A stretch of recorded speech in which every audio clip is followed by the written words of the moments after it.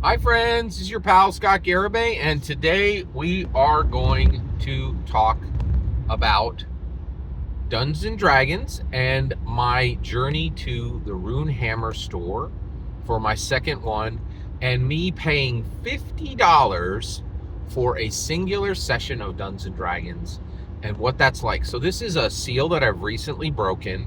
I have never paid a dungeon master before in my entire life, but I did it just this month in June of 2025. I went to the Runehammer, the Runehammer store. So let me define what the Runehammer store is.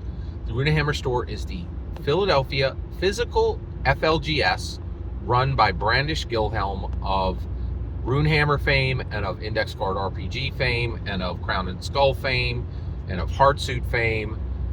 He is literally one of the top designers in the world. Brilliant guy. And I'm very fortunate that he's right in my backyard, right? So I went to the shop and I actually, I signed up for they called it a one-shot. I consider it a singular session, right? So I signed up for the D&D Train Heist with Kati singular session. Cost me $50 for one person for one session. Me, one person, one session. That is very expensive for Dungeons & Dragons, in my humble opinion.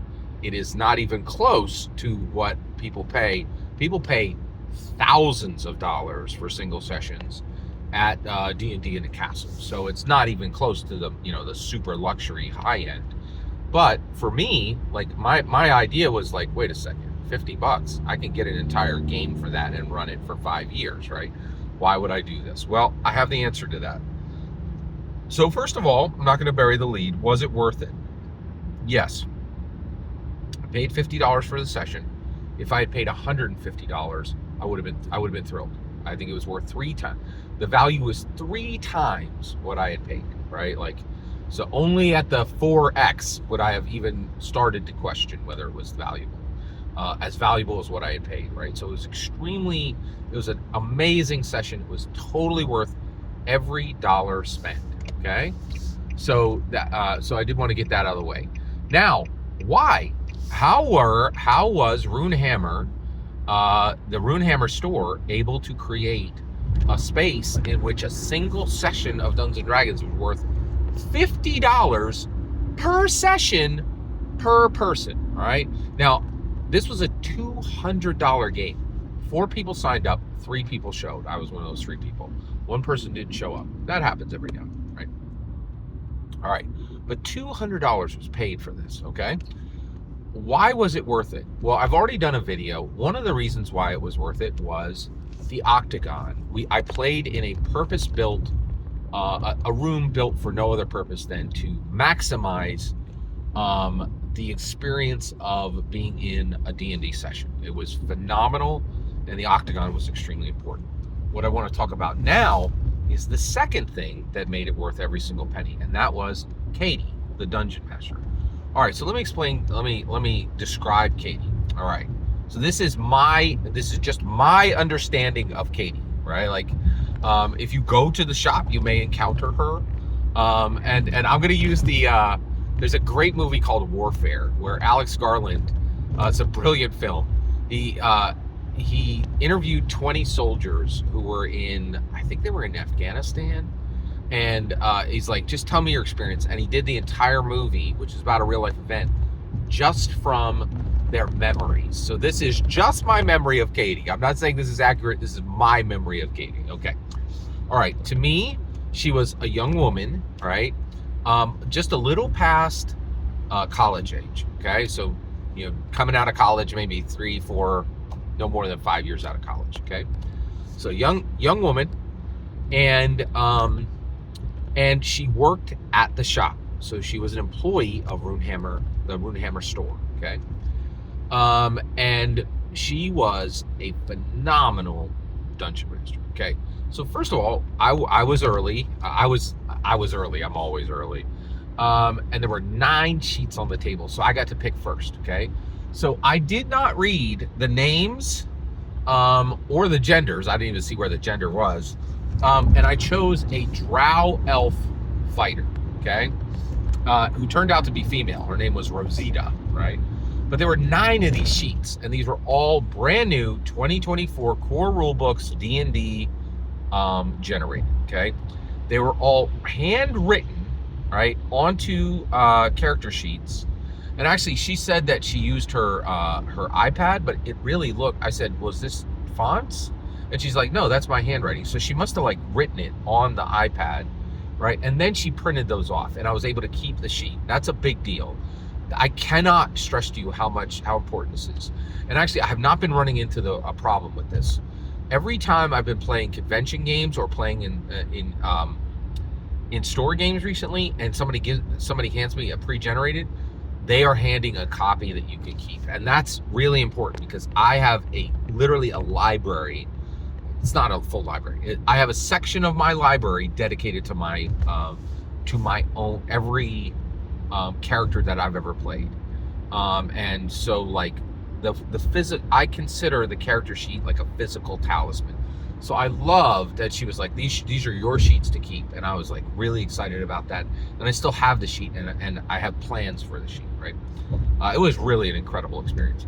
But Kati did a phenomenal job of creating very compelling pre-gens, and that were also mechanically balanced and were narratively compelling, mechanically balanced, and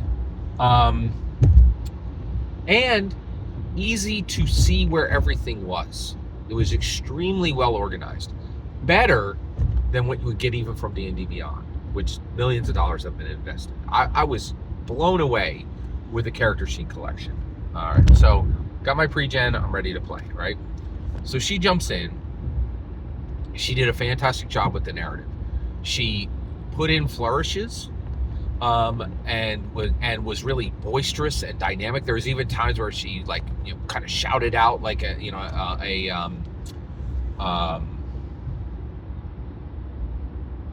like, you know, when an NPC got excited, she got excited, right? She did a really good job. This is fascinating though. She also though did not really do a lot of accents and voices, which that's a huge plus for me. I'm a little sensitive to accents and voices, and this person was quite literally sensitive. I felt that she was very sensitive to not offending people. She didn't curse. I think most players would not care about that at all. I care about that a lot, right? I actually played in a Shadow Dark game where at PAX Unplugged, where the DM used the F word quite a bit, right? And I was like, I'm an evangelical Christian, I don't really appreciate that, right? You know, and I just really appreciated that she was dramatic and dynamic, but also not offensive. It seems like that should not be a bar that people should have to like rise to, but I think it is. So I was incredibly impressed with just, I'll even say it, professionalism, right? She was getting paid, right? Like, and so it was extremely professional. It was extremely, it was just really put together and impressive, right? So not only was she able to tell the story in a dynamic way, she had complete freaking mastery of the Dungeons and Dragons rules. That blew me away. And I'm telling you, somebody who can do both, right? Who can tell a compelling story and respond to every player at the table and keep every player at the table engaged and be remembering each person and not leaving anyone out and like pulling players forward when they haven't talked in a while, or if the other, you know, 2 players are taking too much time. Phenomenal. Just, I was blown away. Frankly, I will say, definitely one of the top 10 dungeon masters I've ever played with in my life. And I've easily played with 100 dungeon masters. No two ways about it. Easily 100 dungeon masters. And, you know, over 42, I started in 1982. Yeah. So we're talking like 43 years, right? So, yeah. And I was shocked. I was just really, really shocked at what a great job she did. Yeah, no question. You know what? Let me amend that. I think probably maybe I've seen 60 to 75 dungeon masters. I think that's a better count. And she's definitely top 10, no question. I was really, really impressed. The other thing is she had put a ton of time and prep into the game.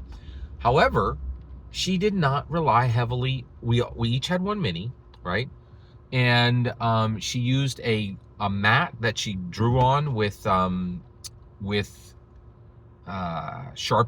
or actually, erasable Sharpie, dry ink, dry erase pens, right? She was able to do it quickly. It was very accurate. It totally functioned for the game. And I was really surprised, like, because we're in this room, and like, I could see where you would be very tempted to use thousands of dollars of minis and like super high-end stuff. And I was just really, she used representative miniatures, and she used basic maps, but got the most out of them. I was shocked. Katie was one of the main reasons that this D&D session was worth $50 for one person for one session. Katie was phenomenal, and she was one of the reasons why it was worth every penny. Every single word you just heard is my humble opinion. The important part is when I get to hear your humble opinion, when you get in the comments and send your traffic. Please consider liking and subscribing, and have a fetch millennium.